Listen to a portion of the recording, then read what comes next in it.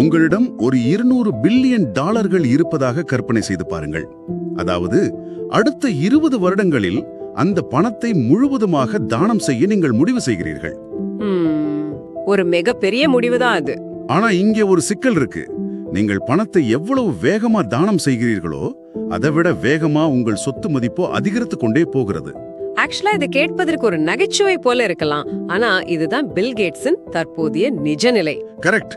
பொதுவாக நாம் நமது சேமிப்பை வாழ்நாள் முழுவதும் பாதுகாப்பாக வைத்திருக்கவே விரும்புவோம். ஆனால் கேட்ஸ் அதற்கு நேர்மாறாக செயல்படுகிறார். இது ஏன், எப்படி அப்படிங்கறத அலசுவதுதான் இந்த விரிவான அலசலின் நோக்கம். கண்டிப்பா. இதுக்காக அவருடைய 20 வருட இலக்கு பற்றிய கட்டுரைகள், தி கிவிங் பிளெட்ஜ், அப்புறம் மைக்ரோசாஃப்ட் உருமான வரலாறு, இது எல்லாத்தையும் ஆதாரமா வச்சு நாம் பேச போறோம். அவர் சொத்து சேர்க்கும் நிலையிலிருந்து அதை முற்றிலுமாக கொடுத்துவிடும் நிலைக்கு எப்படி மாறினார் அப்படிங்கிறது ரொம்ப ஆச்சரியமா இருக்கு. இதை புரிஞ்சுக்க அவருடைய பணம் எங்க போகுதுன்னு பார்க்கறத விட அந்த பணத்தை ஈட்ட காரணமான அவருடைய சிந்தனை முறையை நாம் கவனிக்கணும். அதாவது 1975 அவர் ஆல்டேர் பேசிக் மென்பொருளை உருவாக்கும் போது அந்த மைக்ரோசாஃப்டின் ஆரம்ப காலகட்டம் சரியா? ஆமா அதேதான்.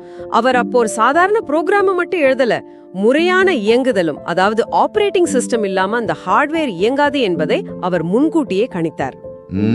பிழைகளை கண்டுபிடித்து திருத்தும் அந்த டீபக்கிங் மனநிலை. மிகச்சரி. அந்த டீபக்கிங் மனநிலையே தனது சொந்த மூளைக்கும் அவர் பயன்படுத்துகிறார். அதனாலதான் தன்னை தொடர்ந்து அப்டேட் செய்து கொள்ள இன்னும் அவர் ஆண்டுக்கு 50 புத்தகங்கள் வாசிக்கிறார். 50 புத்தகங்களா? இது மூளைக்கான ஒரு சாஃப்ட்வேர் அப்டேட் அப்படின்னு கூட சொல்லலாம். ஆனா அவருடைய ஒரு பொன்மொழி எனக்கு எப்போதுமே ஒரு பெரிய ஆச்சரியத்தை கொடுக்கும். எந்த பொன்மொழி? வெற்றி ஒரு மோசமான ஆசிரியர் அப்படிங்கறதா? ஆமா, அதேதான்.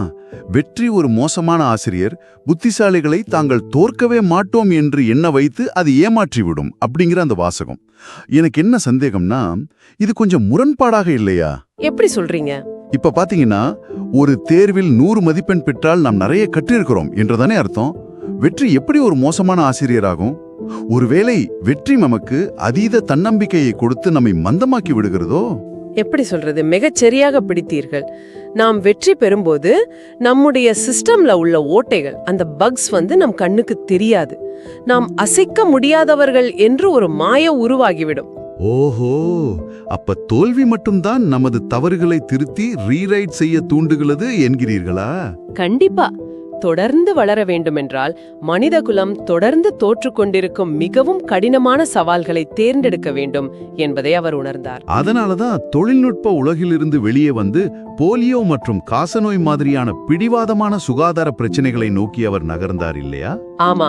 இதனாலதான் பழைய காசநோய் தடுப்பூசிகளை விட முற்றிலும் மாறுபட்ட நீண்டகால நோய் எதிர்ப்பு சக்தியை தரும் எம்டி-வேக் போன்ற புதிய தடுப்பூசிகளுக்கு அவர் நிதியளிக்கிறார். இது ஆக்சுவலா ஒரு ஃபண்டமெண்டல் அப்டேட் மாதிரி இருக்கு.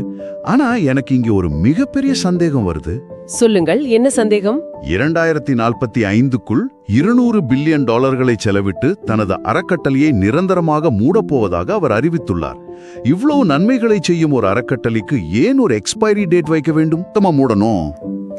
ஏன்னா நோய்கள் காம்பவுண்ட் இன்ட்ரெஸ்டுக்காக காத்திருப்பதில்லை. இவ்வளவு பணத்துடன் இறக்கும் மனிதன் அவமானத்துடன் இறக்கிறான் என்ற ஆண்ட்ரூ கார்னெகின் வாசகம் கேட்ஸுக்கு மிகப்பெரிய ஊந்துதலாக இருந்துள்ளது. வாவ், ரொம்ப ஆழமான வாசகம் அது. ஆமா. எதிர்காலத்தின் கற்பனை பிரச்சனைகளுக்காக பணத்தை பதுக்கி வைப்பதை விட போலியோவை இன்று முற்றிலுமாக வேறறுத்து விட்டால் 2050இல் அதற்காக பணம் செலவழிக்க வேண்டிய அவசியமே இருக்காதுல்ல? கரெக்ட். முதலீட்டின் மீதான வருமானம் இப்போது செலவழித்தால்தான் மனித குலத்திற்கு அதிகம் கிடைக்கும் என்பது அவருடைய லாஜிக். பிரச்சனைகளை மெதுவாக தீர்ப்பதை விட ஒரே அடியாக வேறறுக்கும் அட்டகாசமான திட்டம் இது. இதற்காகத்தான் உலகளாவிய செல்வந்தர்களின் கலாச்சாரத்தையே மாற்ற அவர் வாரன் பஃபெட்டுடன் இணைந்து தி கிவிங் பிளெட்ஜ் என்ற திட்டத்தை தொடங்கினார். ஆமா, 250க்கும் மேற்பட்ட கோடீஸ்வரர்கள் தங்கள் சொத்தில் 50%த்திற்கும் மேல் தானம் செய்ய உறுதியளித்துள்ள அந்த திட்டம். ஆனால் தகவல்களை பார்க்கும்போது அவர்கள் பணத்தை காலி செய்வதில் தோற்றுப்போனதாகவே எனக்கு தெரிகிறது. உண்மைதான். இது நீங்கள் ஆரம்பத்துல சொன்ன அதே முரண்பாடுதான். தற்போது புதிதாக இதில் இணைபவர்களின் வீதம் குறைந்து விட்டது. அது மட்டுமல்லாமல் 2010இல் முதலில் உறுதியளித்த 32 பேரின் சொத்து மதிப்பு தற்போது 166% அதிகரித்துள்ளது அப்படிங்கிற விமர்சனமும் இருக்கு. ஆமாம். இது எப்படி இருக்குன்னா, இது குழாயை முழுவதுமாக திறந்து வைத்துக்கொண்டே தொட்டியில் உள்ள நீரை வெளியேற்ற முயற்சிப்பது போல் இருக்கிறது. நீர்மட்டம் குறையாமல் ஏறிக்கொண்டே போகிறதே. மிகச்சரியான ஒப்பீடு. இங்கே அந்த திறந்து வைக்கப்பட்ட குழாய் என்பது பங்குச்சந்தையும் காம்பவுண்ட் இன்ட்ரெஸ்டும்.